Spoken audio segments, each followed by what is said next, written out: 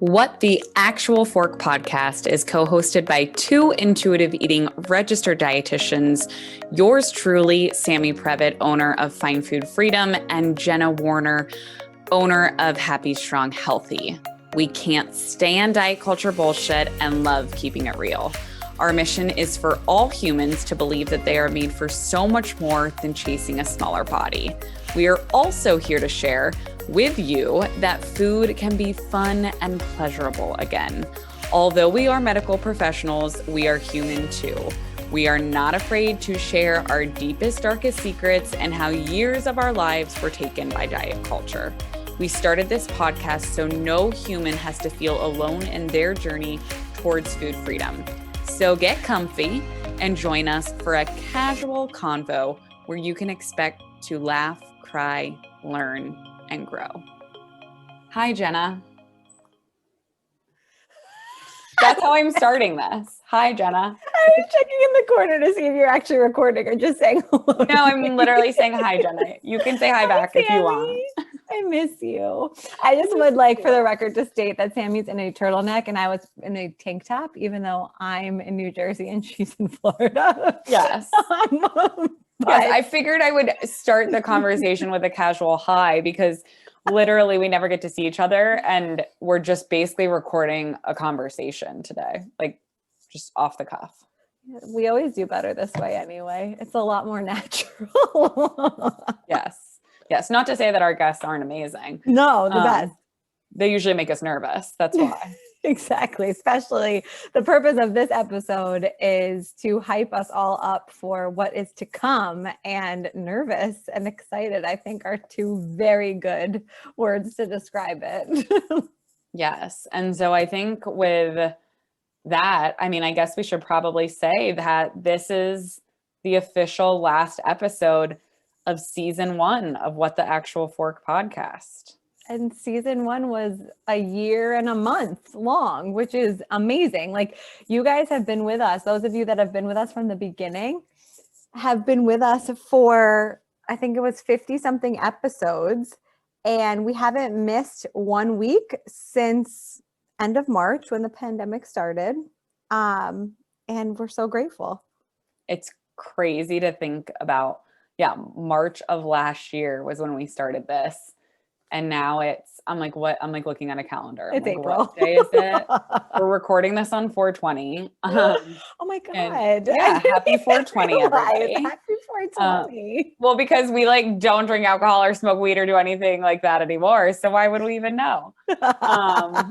Which that's all a part of our progression as well. But correct. Wild to think that this has been over a year. And I think it's in everybody's best interest that we take a long inhale and a long exhale and just gear up for season 2.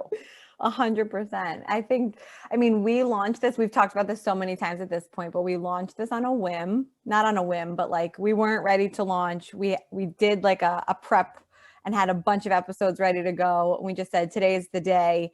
And I remember, I don't know if you remember this, but we tried to do an Instagram live to hype up our launch, so to speak. And it was the day that Instagram crashed and I don't think anybody was on to listen to our live. And we were like, is anybody even here? Cheers, we got this. And then that was that. April, I got pregnant and didn't know. And the rest is history, right? And the rest is history. And I think I emailed you. I was like, we'll just chat on this one about our transformational year. So global pandemic, Jenna's pregnancy, my infertility journey, which I have not necessarily shared on a podcast yet, which is on my to-do list, but shared on some social media platforms.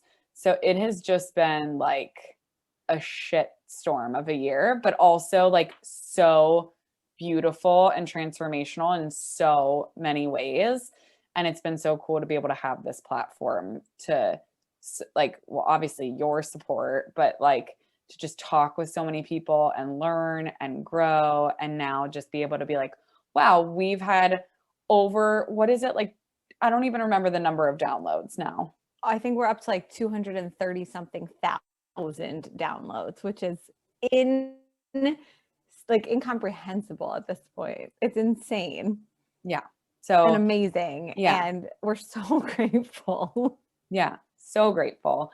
And so our plan is, like Jenna said, we're nervous and excited, but we're taking a few months to just do some amazing interviews with amazing people. We basically compiled, we called it our dream guest list of anyone that, I mean, obviously there's that list could go on forever, but we put, I don't know how many It people does. on there. Yeah. Like there's a ton of people on it. 100 names on there. But like we had our podcast manager, Chelsea, start reaching out, and like we already have people booked pretty much through like May. We have a few in June, I think. And we're just really taking this time to interview and some amazing people. Let's just say we've started doing a lot of research. We have a lot of listening and learning and reading to do to prep ourselves for the best interviews possible out of each other for our guests. And we're really excited to just bring more learning to this space. And I think one of the things that in your email that you don't remember sending me that you said we were going to talk about today was just about like looking back at this year. And I think this year for me, I've learned more in my career and about what I want to do in my career than I have in 15 years of being a dietitian. I actually just got the email today that my learning plan was approved. My credits have been approved. So I'm still a dietitian, which is a good thing.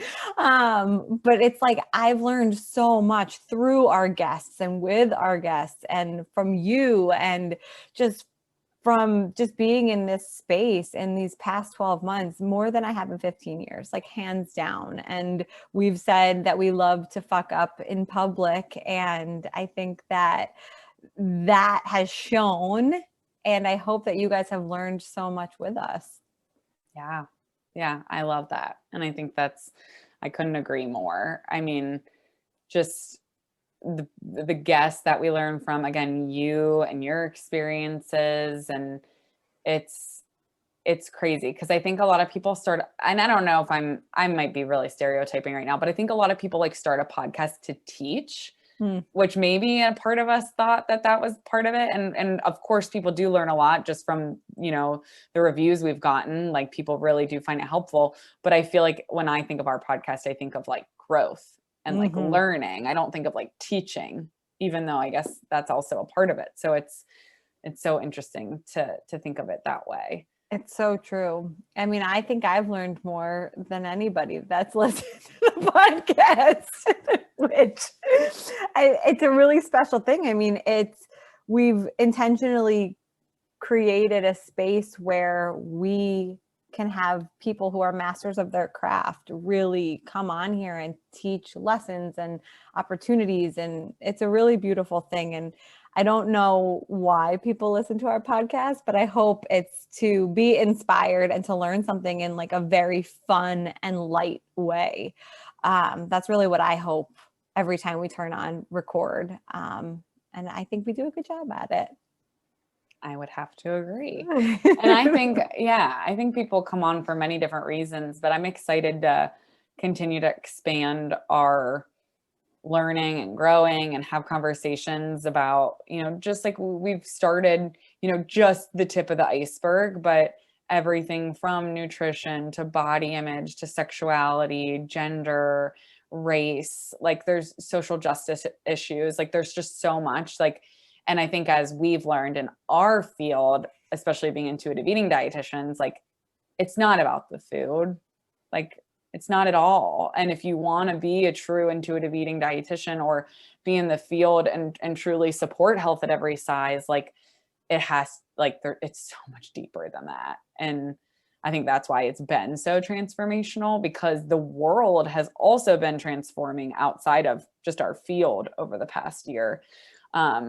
And I've been thankful to have this platform to learn from people, as we definitely need different perspectives and just to go through my angry phase with. Yeah. Our angry phase, our grieving phases of what I've had so many conversations this week with clients about, just the anger and the grief of what diet culture has taken from them, and the money, the time, the precious memories. And I think so many people, once their eyes are open to this, it's like, wow, it takes a lot. Part of me wonders too. I mean, TikTok and social media in general have made intuitive eating and food freedom almost become like trendy to some extent, right? But these words and phrases, either I was just completely unaware of them, but like 10, 15 years ago, I know that they existed, because the book is 26 years old, I believe, at this point. But I'm grateful for what I'm trying to say is I'm grateful for social media's ability to put this message out there, but it also saddens me so deeply when I feel like I can't go on social media because of all of the terrible diet culture trends and things that are out there in this moment. And so I think one of the things that we want to kind of cover in season 2 are more intentional topics and posts and things that we can really discuss and help educate and just continue to teach the message of what intuitive eating and health at every size and food freedom really is versus what you see on social media. I like had to bring that back. Sorry. I know that went in so many different ways, but it's just so confusing. And I find that a lot of people that I talk to are like very confused on what intuitive eating and food freedom really are because of the world that we live in today. Yeah. I just had a meeting today with my team, and one of my team members was saying that like a girl from her high school reached out and started like her anti-diet coaching business, and it's all about weight loss. And it's like, and I had someone today share one of my posts. I don't know what her account was, but her, like, the header said food freedom, and I clicked on her account. I'm like, that sounds similar to my name. And I clicked it, and it was like food freedom and weight loss. And I'm like, fuck off. Like, no. Like, and it's not that we're anti-human beings losing weight if that just so happens naturally through an intuitive eating process, but like, you cannot be intuitively eating and intentionally trying to shrink your body. Right. Like, explicitly clear. We're just going to put that out there. Can you desire weight loss still? Absolutely. It would be weird if you didn't, in a world where if you've been dieting for 20 years and now you're going to try intuitive eating, of course you still desire weight loss. But yeah, I feel like even since you and I forget how long ago we interviewed Evelyn Tribole, but she had said that. She said, if you want to be, at least, if you want to be confused about intuitive eating, look up #intuitive eating on Instagram. The best quote ever. Yes. Like literally ever. Yes. And that was so true then, but I feel like even more so now, which makes sense because it's like you said, they're growing air quote trends. People are like, oh, people are looking for food freedom, or people are looking for the words intuitive eating. So now people are just using them, or anti-diet, right? And they're just using them and tarnishing it. And and it's just making it so much harder for people to understand like what it actually is. Yes, just yes. I mean, I don't even use the hashtag intuitive eating when I post because I don't want Evelyn to put my post. I think yours is a little different than most. Again, what's your intention behind your content, Jenna? But it's like, it's so crazy just where this space has grown to. And I'm super grateful for the guests that have given us their time in this area. And I think while we're on a break, sorry, I just hit my thing. While we're on a break from launching every week, like I would really encourage our listeners to go back and re-listen to some of these episodes that were so transformational. So for me, I think we should each list a couple that we should encourage people to go back to. But I think for me, our episode with Fiona, what was that called? Something about splinter assing. You're right. So the title, that episode was just like one of the most transformational conversations that I've ever had as a student in the intuitive eating space. And so if anybody wants more information about, the conversation of weight loss dieting versus food freedom, intuitive eating, anti-diet, like that whole conversation was just, and why you can't straddle the fence on it. Like that conversation, I always go back to that. I learned so much and it challenged me so much. And I did a lot of journaling after that episode. So that's one. That was on June 26th, 2020, episode 19, How to Stop Splinter Assing as a Health Professional. Like that was almost a year ago. That's insane. But it's definitely one of the most instrumental conversations I think that I've had on this platform. I want to add to that, which has nothing to do with our podcast, but I feel like it's a side note that it's really important. And I know we've just been talking about things that are transformational for us. So I shared my infertility journey, which is actually National Infertility Awareness Week right now. Yeah. So if you are one of the 8 couples struggling with infertility, 1 out of every 8 couples struggle, I feel you. But why I say this is because I get so many questions, like so many people have been DMing me after they saw that and they're like, you know, how are you? Or how are you doing this? Or how are you? Like, I had no idea. And I'm like, no shit, you had no idea. I haven't been talking about it. Like, but what I think is really important to know is if you are a dietitian, if you are a healthcare professional that takes care of people and holds space for them emotionally, you have to take care of yourself and get the proper support to be able to hold space for others. And that's something that I had a very crash course in this year when we were going through our IVF, our first cycle of IVF, and just some of the most grief I've ever experienced other than actually losing human beings in my life. Therapy, lots of professional therapy. I've actually this is why I'm saying all this. I am getting supervision from Fiona Sutherland, who that episode you're talking about. So supervision in our field. So registered dietitians are not like required to get supervision, which is bullshit. Like all therapists have to like have a therapist that they get supervision from. So Fiona has been super helpful. And then going into a virtual support group. So just like you and I, Jenna, have these, you know, group coaching programs for making peace with food and your body. I'm in a fertility support group with other women that are going through fertility struggles of all kinds. So I'm just going on so many tangents right now, but I feel like why I wanted to bring this up is because like, it's okay to not be okay. And it's also like really important to get support with what you're struggling with, no matter what it is.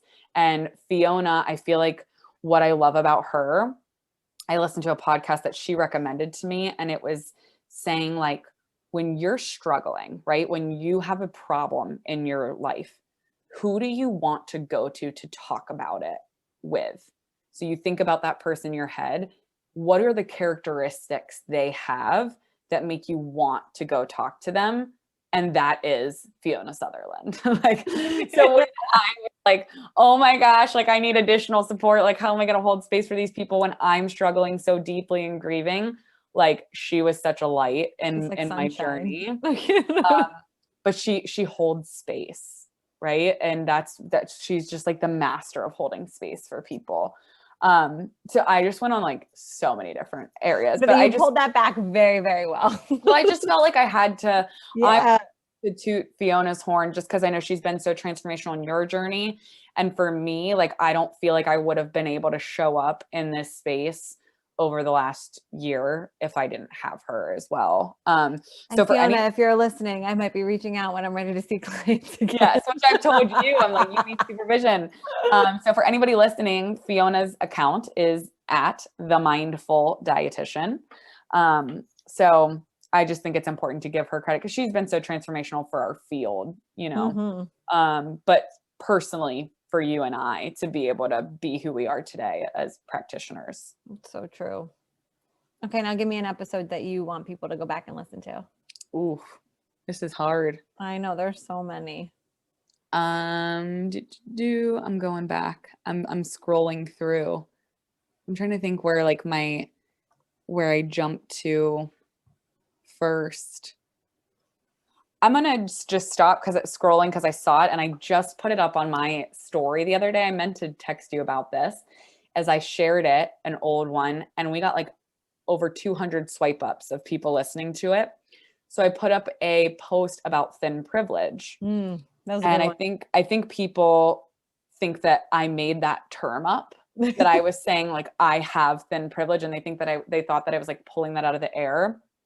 And the comments I was receiving were very telling about how much work has to be done and how so anyways, our episode 23, what is thin privilege, that was recorded on July 17th, 2020 with Haley Goodrich. That one is amazing because, when you're talking about anti-diet, intuitive eating work, right? When we're talking about Jenna and I being two thin, small-bodied, able-bodied, cisgendered dietitians, you have to be able to acknowledge your privilege. And I think that's to be able to create space for people. And that one was super transformational for me. That one. And then I think to couple that with, I forget the exact, right near it, episode 28, how to combat fat phobia, with Erin Flores. So I think just coupling those together, like what is thin privilege? What is fat phobia? Those are two real terms. Like we're not making those up, and they're very important and very crucial in an intuitive eating journey. Now you have me looking back like so far. We have so many good episodes. So if you guys are new to our podcast and you're like, shit, they're going on a break, like go back. Yeah, there's so many to listen to. Go back and listen. I just paused on the How to Wash Your Vulva episode with Dr. Stacy, who I love. And I'm going to lunch with her on Thursday. Give her a hug from me. And from my mom. My mom's obsessed with her. So is my mom.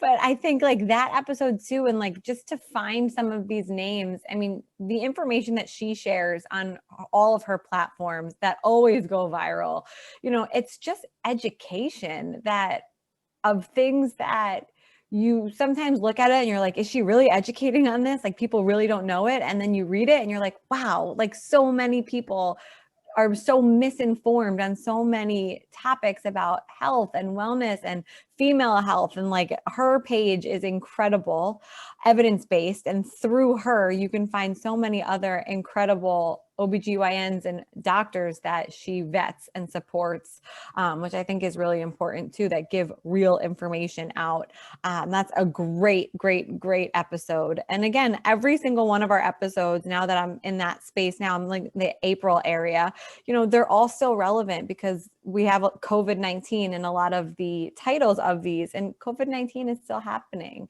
right? And so it's very much still real. We're very much still in a global pandemic. This has been a traumatic year for every single human. No matter what you've been through, we've all been through COVID-19 together. And a lot of our episodes, especially from the beginning, we wanted to be really sensitive to, things that used to be quote unquote normal are not anymore. And they're still not. So all of these episodes are still very relevant. And, even though things are changing a lot every single day, they're still very relevant. And especially that episode with Claire Tuning, COVID-19 and intuitive eating, like a great one to start with if you're new to our podcast too. I also kind of want to tell people not to listen to our first episode because I feel like it's not good anymore. I feel like a lot of podcasters do that. Where they'll look back at their first episode and be like, so why are you guys still here? Like, why are you here?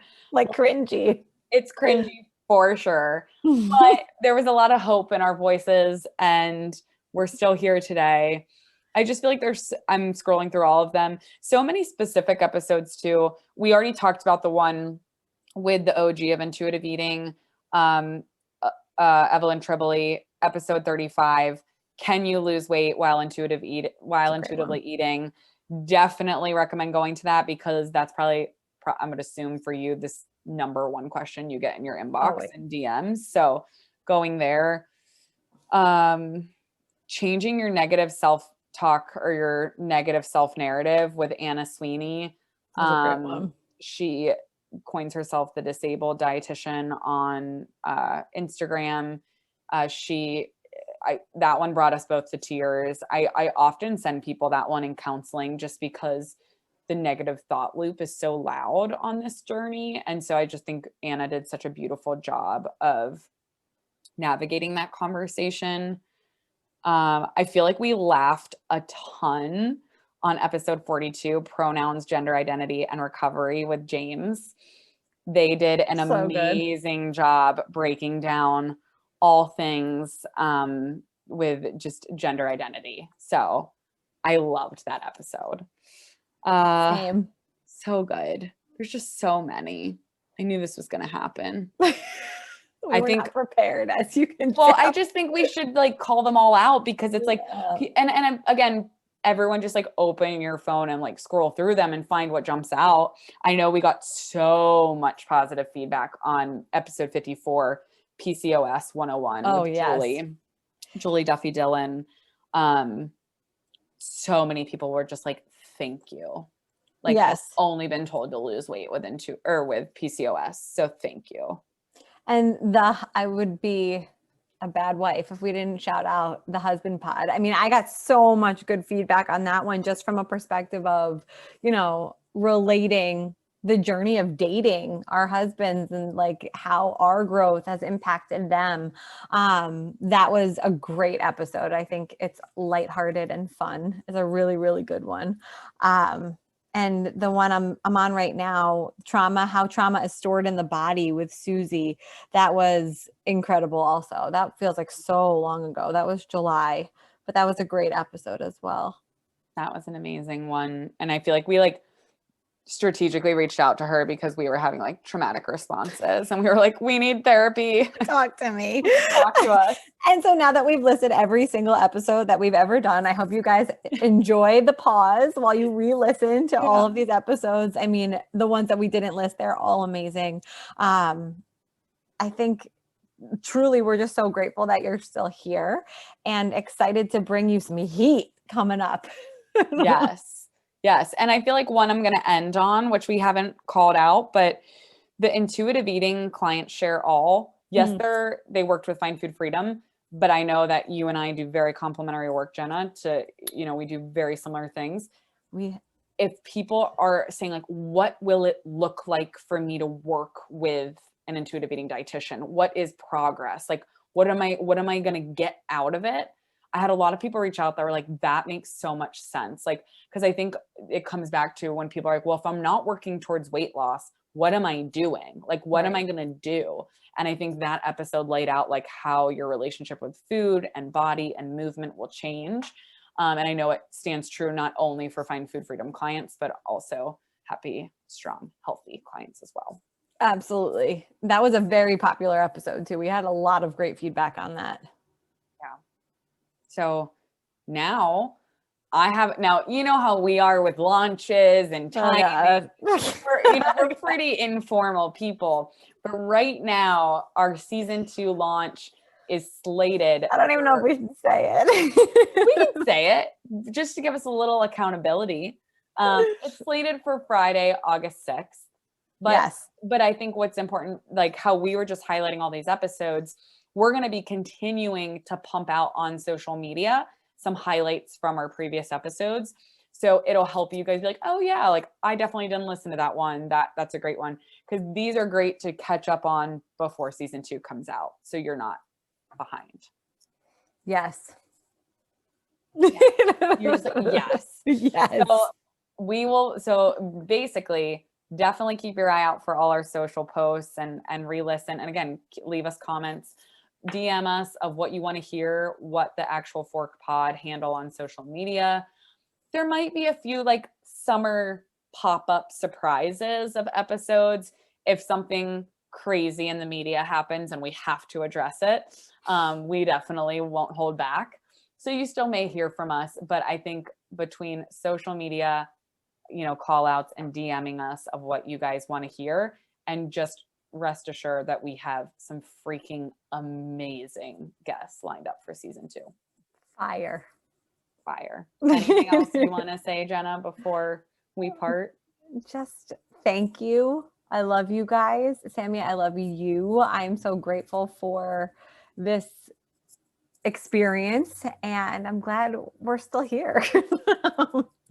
That's Glad we're all. still alive. Love you too, Jenna. I love every single person that listens to this podcast.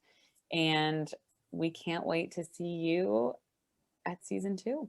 Keep sharing, liking, tagging, doing all the things. Subscribe so you don't miss it, just in case we surprise you. And that's about it. Have a great summer. Guys, thank you so much for listening to another episode of What the Actual Fork Pod.